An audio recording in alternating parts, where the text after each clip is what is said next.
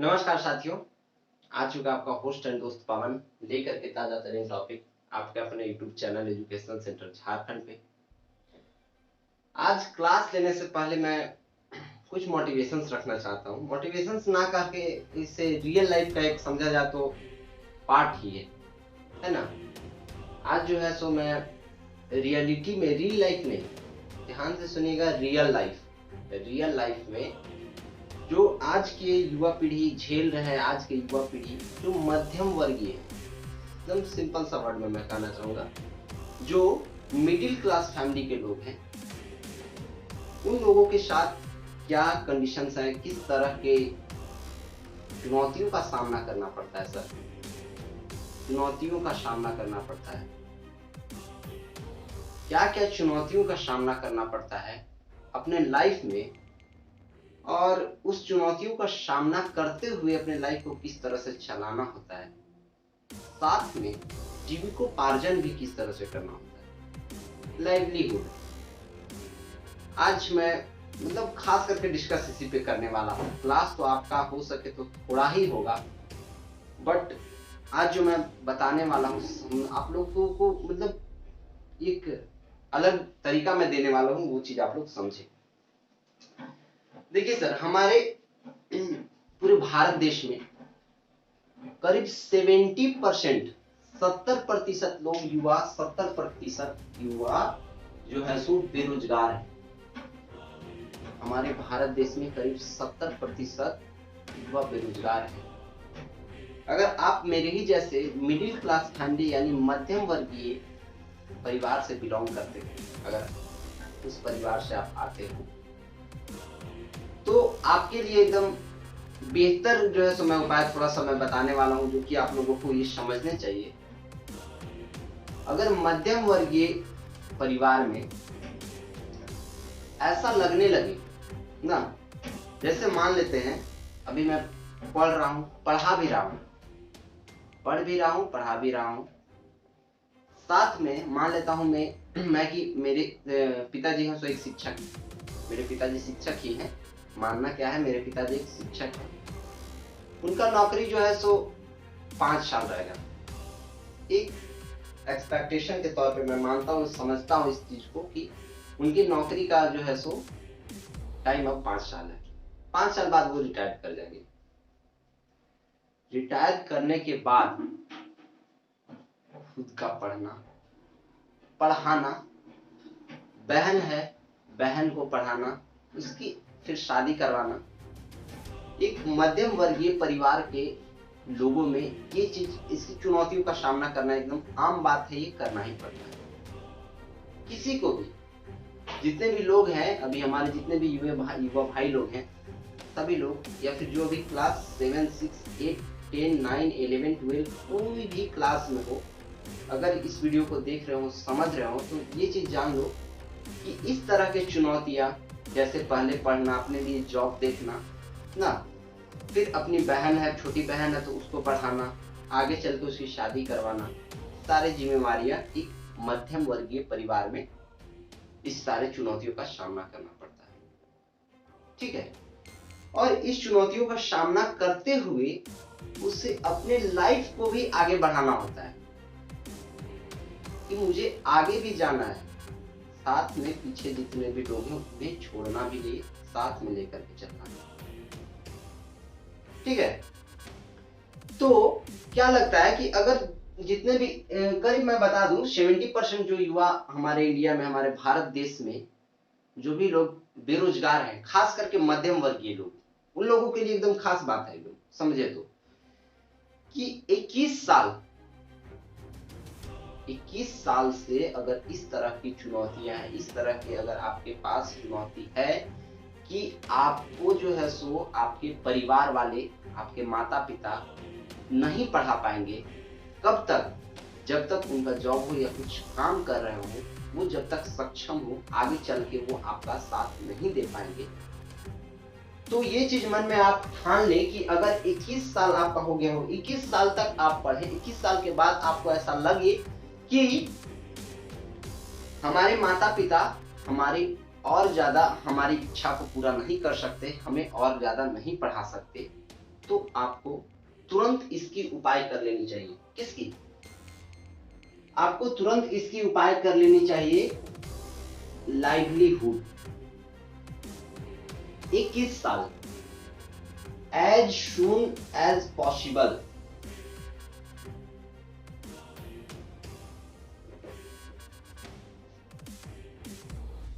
उपाय कर लेनी चाहिए तुरंत। कब? 21 साल। अगर आपको ऐसा लगे तो आपको ऐसा कर लेना चाहिए लाइवलीहुड, यानी कि आपको अपने जीविकोपार्जन को चलाने के लिए, अपने पीछे की पीढ़ी को चलाने, अपने भाई बहन को पढ़ाने के लिए, अपने और लोगों की सेवा करने के लिए, अपने माता पिता की सेवा करने के लिए आपको ये काम कर लेनी चाहिए। एकदम आवश्यक है ये। ठीक है। बहुत लोगों को तो ये लगता है साहब कि मैं वो काम करूंगा, पहली बात तो ये लगता है कि दुनिया क्या बोलेगी। सिंपल सा बात है, वो हम पे क्या देख करके, हमें क्या देख के हंसेंगे? कोई हंसने वाला नहीं है साहब। आज हंसेंगे, कल जो है सो वो देख करके आपको जलेंगे भी। अगर आप तरक्की कर रहे हो, अगर आप गांव से हो, तो ये चीज आप लोगों को ज्यादातर देखने को मिलेगा कि एक आदमी अगर तरक्की कर रहा है, सीढ़ी पे अगर ऊपर चढ़ रहा है, तो पीछे से 10 आपको गिराने वाले मिल जाएंगे। ये आप लोगों को एकदम साफ आपके मन में बैठा हुआ है, और ये होता ही है, रियलिटी है भाई। तो ये चीज तो आप लोग कंफर्म मान लो कि अगर आप मिडिल क्लास फैमिली से हो, मध्यम वर्गीय परिवार से हो, तो आपको 21 साल तक, अगर आप 21 साल तक सर्वाइव आपके माता पिता कर सकते हैं, आपको वहां तक ठीक है। अगर ऐसा भी जिनको लगता है, देखिए मैं 2 मंत्र एक और बता देता हूं आप लोगों को। अमीर होने के, अच्छे कामयाबी पर पहुंचने के 2 ही उपाय हैं। पैसा आने के 2 ही उपाय हैं। पहला, या तो आप अमीर घर में पैदा ही ले लो। सिंपल सा बात है सर, आप अमीर घर में पैदा ही ले लो। अगर उसके ऑप्शन, अब तो आपके पास वो ऑप्शन है नहीं, वो ऑप्शन तो करप्ट हो गया, सिस्टम करप्ट, सारा खत्म, यानी कि वो ऑप्शन आपके पास खत्म हो गया। दूसरा उपाय एक ही है कि आपको मेहनत खुद से करना पड़ेगा। और एक चीज ध्यान रखो सर, जब आप पैदल चल करके फरारी में, लंबरगिनी में, मर्सिडीज में जब बैठोगे ना, उसका मजा ही कुछ और है। अगर आप बचपन से ही मर्सिडीज से उतर रहे हो, उसका कोई मजा नहीं है सर। सिंपल सा जानो। अगर इस तरह से देखा जाए कि अंबानी का बेटा को एक गरीब का मूल्य बताया जाए, एक गरीब, तो वो उसको जानता ही नहीं है सर, नहीं जानता वो उसे पता ही नहीं है कि गरीब क्या होता है। लेकिन ये चीज अंबानी को पता है, क्योंकि उसने उस लेवल से उठा है, उस लेवल को समझा है कि इस लेवल में आदमी, अंबानी, अभी ये चीज बहुत लोगों ने, देखिए जब कोई ऊंचाई पे उठता है ना, बहुत लोगों का विरोध भी बहुत ज्यादा बढ़ जाता है। और एक चीज ध्यान रखिएगा, अगर आपको नीचे से गिराने वाले अगर ज्यादा मिल गए, है ना, अगर आपको लगने लगे कि वो हमसे जल रहा है, वो हमको लगने लगा कि वो हमें गिराने का प्रयास कर रहा है, तो आप ये मान लो कि आप ऊंचाई की सीढ़ी चढ़ना शुरू कर चुके हो। आप सक्सेस को पाने के लिए एक सीढ़ी आगे चढ़ चुके हो, क्योंकि वैसे ही लोगों की, कहा जाए तो वैसे ही लोगों की बुराई की जाती है जो कुछ अच्छे काम करते हुए भी अच्छे काम करते हैं, और गिराने का, कहने का मतलब अच्छे काम करने का बुराई नहीं होता है, ये नहीं है सर। ऐसा नहीं है कि जो अच्छा काम कर रहा है सिर्फ उसका बुराई ही होगा, अच्छाई भी होता है।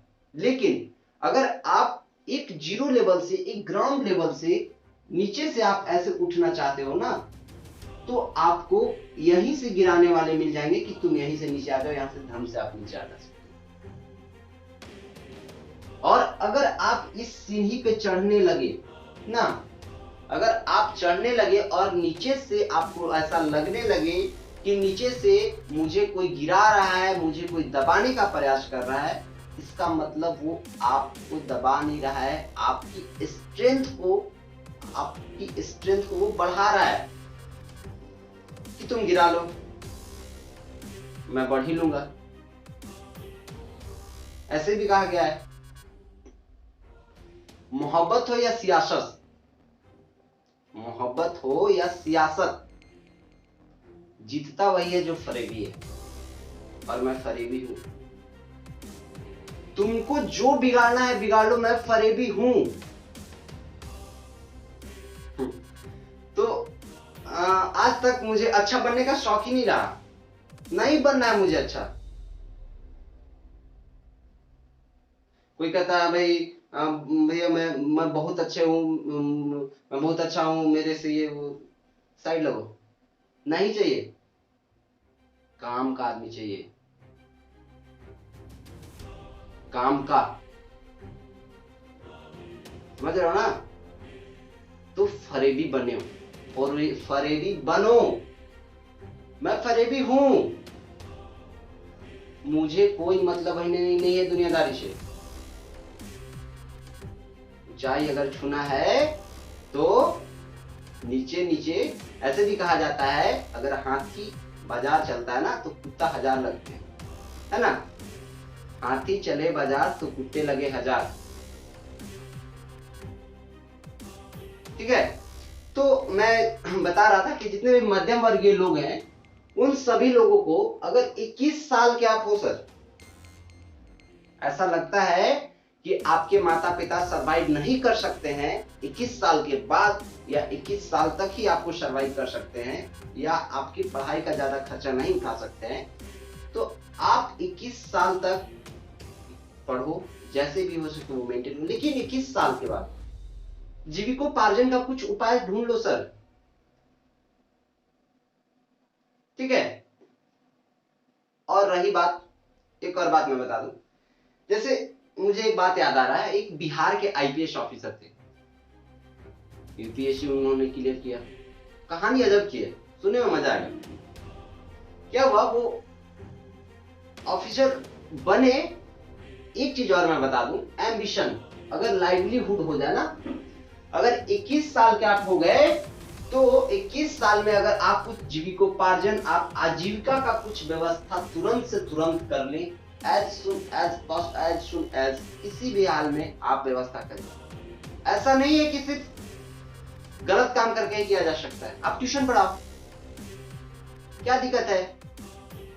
आप ट्यूशन पढ़ा सकते हो ना, इतने एलिजिबल तो आप हो ही, आपके माता पिता ने अच्छे से आपको परवरिश किया है, अच्छे से पढ़ाया है। तो अगर आप 21 साल के हो, मध्यम वर्गीय लोगों के लिए खास करके, तो आप लाइवलीहुड का इंतजाम, आजीविका का इंतजाम तुरंत करें। दूसरी बात सर, एम्बिशन, ऐसा नहीं है कि आप अगर कहीं पे कुछ काम कर रहे हो तो आप 10,000 आपको पेमेंट मिल रहा है तो 10,000 में ही, आज के दौर में 10,000 से ही आपका निपटारा हो जाएगा, ये भी ध्यान देना है। तो कुछ लोगों का एम्बिशन भी होता है, जो जैसे मान लेते हैं बड़े सोच वाले होते हैं, जो मिडिल क्लास फैमिली से बिलोंग करते हैं, बहुत लोगों का बड़ा बड़ा सोच होता है। बड़ा सोच देखना सबके बस की बात नहीं है सर, बड़ा सोच देखना सब लोगों के बस की बात नहीं है, सब लोग नहीं देख सकते हैं, क्योंकि उनसे पूरा करने के लिए भी एक चुनौती का सामना करना पड़ता है। पहले तो मिडिल क्लास वाले के पास इतना चुनौती है ना कि उसके जीविकोपार्जन, उसके आजीविका, लाइवलीहुड, मतलब उसका आजीविका चलाने का एक अलग चुनौती है।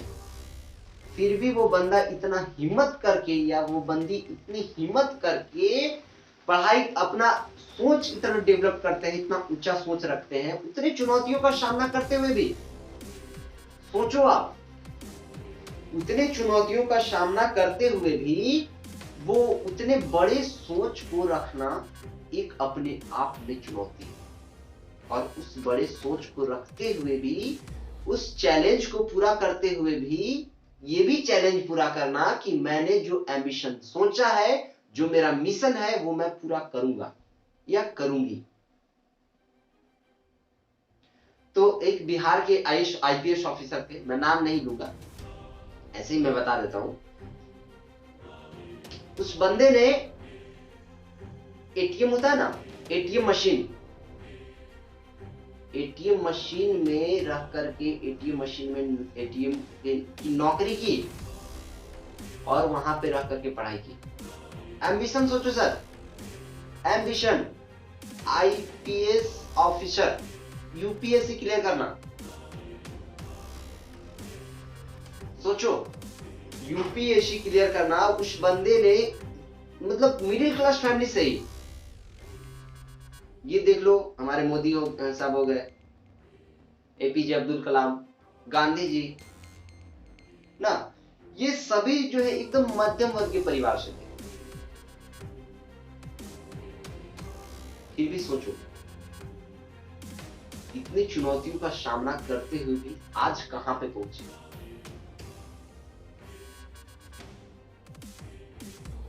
तो चुनौती तो है, सामना तो करना पड़ेगा। तो जो आईपीएस ऑफिसर थे, एटीएम में नौकरी की, क्या करता था वो बंदा, सोचो, दिन में अपना खाना पीना वो सारा चीज, ट्यूशन क्लास जो भी है पढ़ लिया, रात में नाइट ड्यूटी एटीएम में नौकरी की। एटीएम में पता होगा आप लोगों को एसी लगा हुआ होता है, एसी, मतलब माइंडसेट देखो उनका, इस तरह का माइंडसेट, एटीएम में एसी लगा हुआ होता है, रात भर एसी में पढ़ना। वो एक मिडिल क्लास फैमिली से है, फिर भी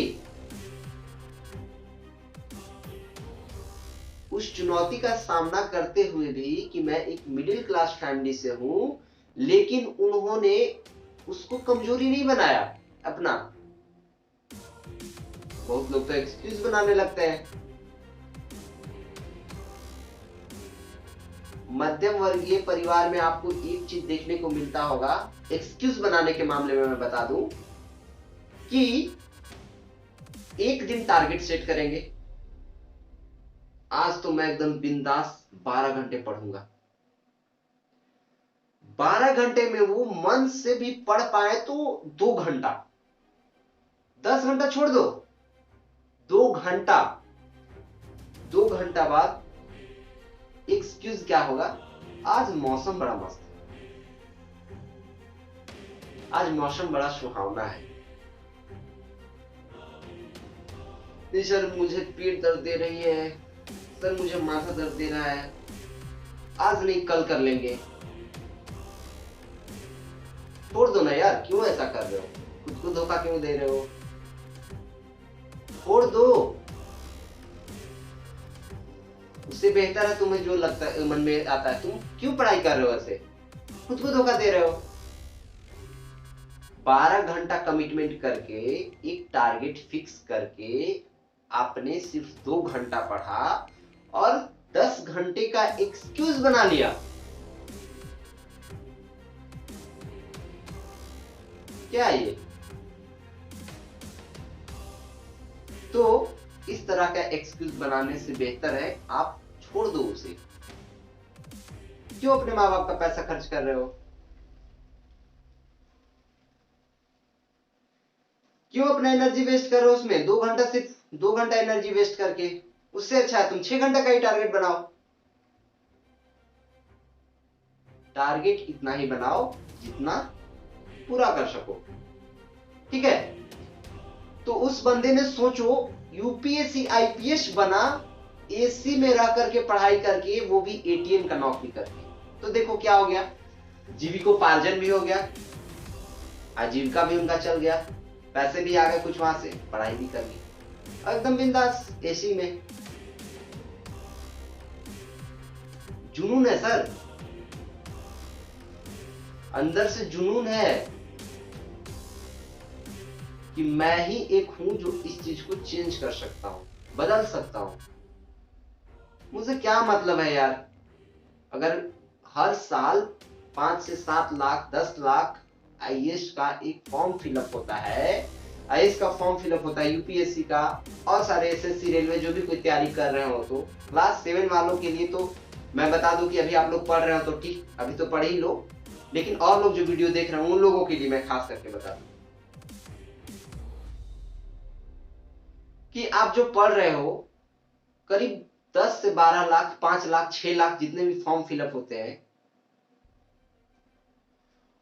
मान लेता हूं यूपीएससी में 6 से 7 लाख फॉर्म फिलअप होते हैं, उसमें से 1000 ही सिलेक्शन होता है, 800 900 700 इस तरह से सिलेक्शन हो रहा है। हमको 700 सीट से क्या मतलब है सर, मुझे एक ही सीट चाहिए। 700 सीट से अगर हम एक को कंपेयर उस तरह से करें कि नहीं मुझे 700 का डर है, 5 लाख का डर है, तो फिर आप नहीं कर पाओगे। मुझे कोई मतलब ही नहीं है 700 सीट से, 1000 सीट से, 1000 लोगों का होना है सिलेक्शन, उसमें मुझे 1000 में क्या होगा नहीं होगा, मुझे सिर्फ एक सीट चुनना है। तो उस एक सीट के लिए आपको इस तरह का चुनौती का सामना करते हुए किस तरह से अपने जीविकोपार्जन को, आजीविका को चलाते हुए अपना एम्बिशन को पूरा करना है, ये अपने आप में एक बहुत बड़ी चुनौती है सर। और जो इसे पूरा कर लिया ना, फरेबी ही है। मोहब्बत हो या सियासत, जीतता वही है जो फरेबी है, और आपको फरेबी बनना चाहिए, बनना ही पड़ेगा सर, ठीक है। तो जो भी जो है सो लाइवलीहुड का व्यवस्था कर ले। अब बात आती है एम्बिशन की, बात क्या आती है, एम्बिशन की। हम लोग देखेंगे साथियों, लाइवलीहुड यानी अपना व्यवस्था तो जीविकोपार्जन तो कर लिया, लेकिन सर एम्बिशन तो कुछ होना चाहिए ना। एम्बिशन लाइफ का जो एक एम्बिशन हो, अपना एम हो, उसकी बात आती है। इसमें मैं सबसे बेहतर एग्जांपल देना चाहता हूं सर, श्री कृष्ण जी, हमारे जो मुरलीधर हैं कृष्ण कन्हैया, उनकी आप देखो सर, उनका स्तर क्या था, चरवाहा। क्या थे, एक चरवाहा थे, गाय चराते थे, लेकिन उनका ड्रीम भी पूरा हुआ, उनका एम भी पूरा हुआ। और एम्बिशन में कोई मायने नहीं पड़ता है सर किससे क्या है, सिर्फ प्रेशर नहीं आना चाहिए। अगर आप प्रेशर झेल सकते हो, प्रेशर आया तो आप एम्बिशन पूरा कर सकते हो। एम्बिशन झेलना ही तो प्रेशर है, प्रेशर झेलना ही तो एम्बिशन है। प्रेशर नहीं झेल पाओ तो आप देख लो सर कहीं और, आपसे नहीं हो पाएगा। अगर आप प्रेशर झेल लिए इस तरह का, आप उस सिचुएशंस में होते हुए भी सर सोचो, उस चुनौती को झेलते हुए कि हम एक मध्यम वर्गीय परिवार से हैं, फिर भी हमें एक बड़ा सपना देखना है, उस बड़े सपने को पूरा करना है। और उस बड़े सपने को पूरा करने के लिए जो प्रेशर झेलना है, अगर आपने वो कर लिया तो फिर आपका एम्बिशन आपके पास, बिंदास होकर के जियोगे। ठीक है सर। तो क्या करना है कि एम्बिशन हम लोगों को ये चीज जान लेना है, लाइवलीहुड यानी अपना जीविकोपार्जन का व्यवस्था हो गया, और वो जल्द से जल्द कर लेना है 21 साल तक, सिर्फ मध्यम वर्गीय परिवार के लिए। मैंने अभी बताया ना कि बड़े होने का, बड़े ओहदे पे पहुंचने का, या फिर पैसे वाले होने का 2 ही उपाय है, या तो आप बड़े घर में जन्म ले लो, वो ऑप्शन तो अब आपके पास ऐसे भी नहीं है, तो एक ही ऑप्शन बचा हुआ है, मेहनत करो। अपने एम्बिशन को पाने के लिए कुछ भी त्याग करना पड़े,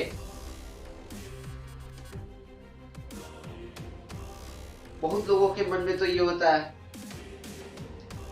कि सर आज हमारी गर्लफ्रेंड छोड़ दी सर, मेरा ब्रेकअप हो गया सर। अरे भाड़ में जा यार,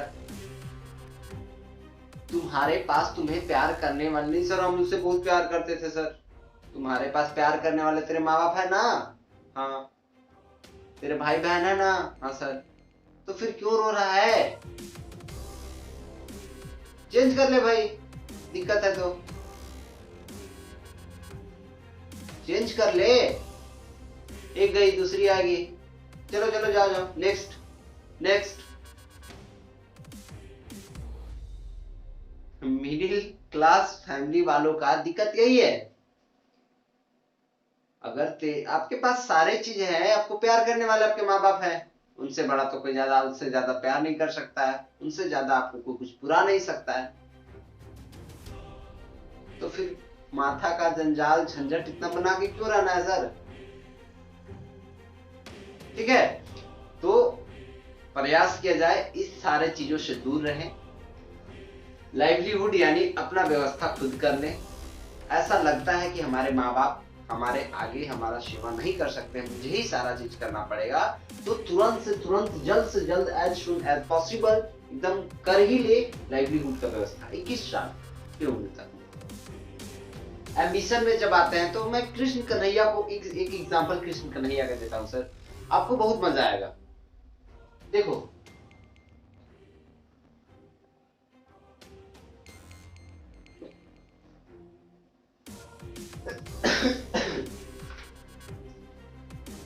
लॉर्ड कृष्णा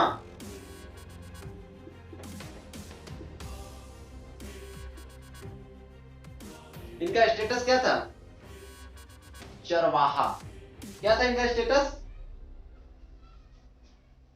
पहले हम लोग लाइवलीहुड के बारे में जानते हैं। लाइवलीहुड, जीविकोपार्जन, किस तरह से? चरवाहे के रूप में, एक ग्वाले के रूप में। लेकिन वो एक गवाला होते हुए भी, एक चरवाहा होते हुए भी ड्रीम पूरा किया। ड्रीम क्या? राजा बनना। कहाँ का राजा बनना? द्वारिका का राजा। द्वारिका का राजा उन्होंने बना। ये उनका ड्रीम था। और एम क्या था? भगवान बनना। भगवान बने। और बात तब एक इंपॉर्टेंट हो जाती है सर कि इन सारे चीजों में उनका ड्रीम भी पूरा हुआ, वो उनका एम भी पूरा हुआ, लेकिन उन्होंने कभी प्रेशर नहीं लिया अपने आप पे। प्रेशर सर कभी भी नहीं। अगर आप महात्मा बुद्ध को बोल दो या महात्मा बुद्ध के सामने एक लड़की भेज दो, वो कहती है मैं आपको बॉयफ्रेंड बनाना चाहती हूँ, वो बोलेंगे ना ना ना हमसे मतलब ये नहीं है ये सब वो। लेकिन कृष्ण कन्हैया को देखो, बैलेंस रहने का तरीका, कोई दिक्कत ही नहीं है सर, कोई मगजमारी नहीं, कोई टेंशन नहीं, कोई झंझट नहीं। इतने करते हुए भी वो इस पूरी जर्नी में अपने ड्रीम को भी पा लिया, अपना एम भी इनको प्राप्त हो गया, यानी भगवान भी बन गए। और इस पूरी जर्नी में वो प्रेशर आज तक नहीं झेले, सॉरी प्रेशर नहीं अपने आप पे लिए। प्रेशर तो जो भी आया होगा, जो भी वो कृष्ण कन्हैया थे, गोपियों का कहा जाए तो क्या एक मतलब वो अलग बात है, लेकिन इस पूरे जर्नी में प्रेशर नहीं लिया सर। और अगर आप प्रेशर झेल सकते हो या प्रेशर ना ही लो तो आप एम्बिशन अपना पूरे पा सकते हो। ठीक है, तो ये दो चीज पे अच्छे से काम कर लेना है, देख लेना है। अब हम लोग क्लास थोड़ा सा आगे बढ़ाते हैं, क्लास आगे पढ़ते हैं। ठीक है, आज हम लोगों को क्या पढ़ना था? नगर निगम के बारे में। आज का हमारा टॉपिक है क्लास 6 का नगर निगम। अभी हम लोग जानेंगे नगर निगम के बारे में। ये नगर निगम क्या है? मैंने पिछले क्लास में आप लोगों को बताया था साथियों, नगर निकाय के बारे में। नगर निकाय या नगर प्रशासन क्या होता है? नगर निकाय या नगर प्रशासन, आपके मन में क्वेश्चन आ रहा होगा, क्योंकि क्लास बीच में बहुत सारा मतलब 2-4 दिन 5 दिन ड्रॉप हो गया। थोड़ा सा आप लोग पूरा एंजॉय भी किए दशहरा पूजा, दुर्गा पूजा का। ठीक है, तो कोई नहीं, अब जो है सो क्लास रेगुलर चलेगा। मैंने बताया था पिछली क्लास में, नगर निकाय या नगर प्रशासन क्या होता है? ये नगर निकाय या नगर प्रशासन, अगर आप लोगों को याद हो तो सही, अगर याद ना हो तो मैं याद दिला दूं कि नगर प्रशासन, नगरीय प्रशासन या नगर निकाय उस तरह के निकायों को कहा जाता है जो शहरों के लिए काम करती है। शहर के जो लोग हैं उनके सुख सुविधा के लिए नगर प्रशासन काम करती है, वही नगर प्रशासन या नगर निकाय कहलाती है। याद आया कुछ कुछ? चलिए तो आगे पढ़ते हैं साथियों कि नगर निकाय में मैंने दो इसके पिलर्स या फिर कहा जाए तो दो नगर निकाय में दो इसके प्रमुख नगर के रूप में हम लोग जानते हैं, जिनका नाम क्या था? नगर निगम, और दूसरे का नाम क्या था? नगर पालिका। पहले का नाम क्या था? नगर निगम, और दूसरे का नाम था नगर पालिका।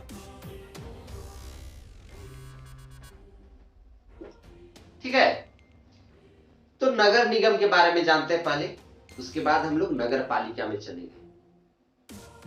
नगर निगम ये जो है सो 2011 में, कब?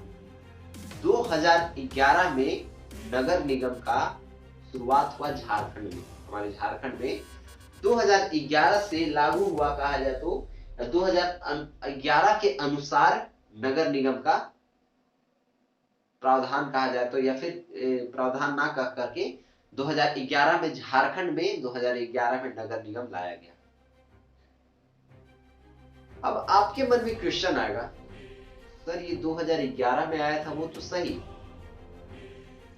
पर नगर निगम कहते किसे हैं? नगर निगम में होता क्या है? तो देखिए साथियों, नगर निगम यानी नगर निगम कहा जाए तो अगर 1,50,000 कम से कम एक नगर निगम को बनने के लिए कितनी जनसंख्या की जरूरत है? कम से कम 1.5 लाख। अगर एक शहर में 1.5 लाख की आबादी है, 1.5 लाख की जनसंख्या है, तो वहां पे एक नगर निगम बनाया जा सकता है। नगर निगम वहां पे बनता है या फिर बन सकता है। ठीक है, तो नोट कर लीजिएगा साथियों आप लोग, नगर निगम बनने के लिए 1.5 लाख, 1,50,000, कितना? 1,50,000 आबादी यानी जनसंख्या की जरूरत है। अब हम लोग जानेंगे नगर निगम को संचालन कौन करता है। जिस तरह से मैंने पंचायती राज में आप लोगों को बताया था कि पंचायती राज में ग्राम स्तर पे मुखिया काम करते हैं, वार्ड सदस्य काम करते हैं, उसी तरह से एक नगर निगम में का संचालक कौन होता है? तो नगर निगम का साथियों कहा जाए तो इसका सुचारू रूप से सारे व्यवस्था को चलाने का काम मेयर का काम होता है, जिसे महापौर कहा जाता है। क्या कहा जाता है? मेयर, उसे हम लोग महापौर भी कर सकते हैं। और अगर मेयर ना हो, मेयर की अनुपस्थिति में कौन काम करेगा?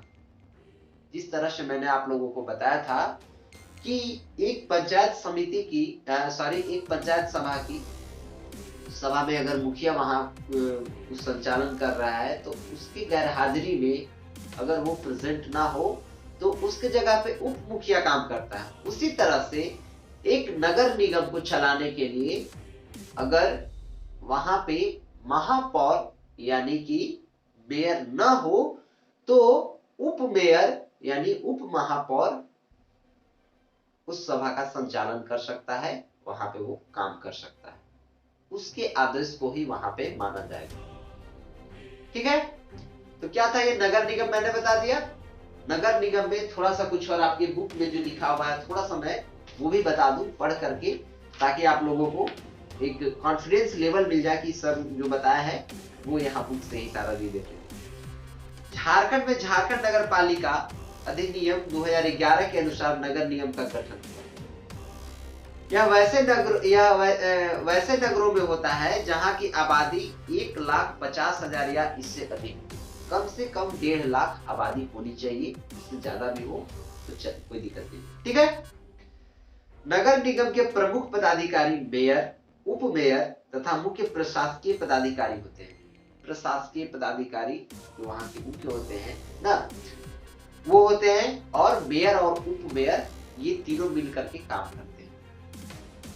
मेयर व वार्ड सदस्य का चुनाव, मेयर यानी कि वहां के जो एक एक वार्ड में जो बटा हुआ है उस वार्ड सदस्य का चुनाव प्रत्यक्ष मतदान के द्वारा होता है, यानी डायरेक्ट इलेक्शन कहा जाए तो चुनाव के द्वारा सभी लोगों के वोट से, जो जनता के वोट से जो ये होता है जीतता है वो प्रत्यक्ष मतदान कहलाता है, और वो जो है सो उस तरह से चुनाव होकर के मेयर का चुनाव होता है।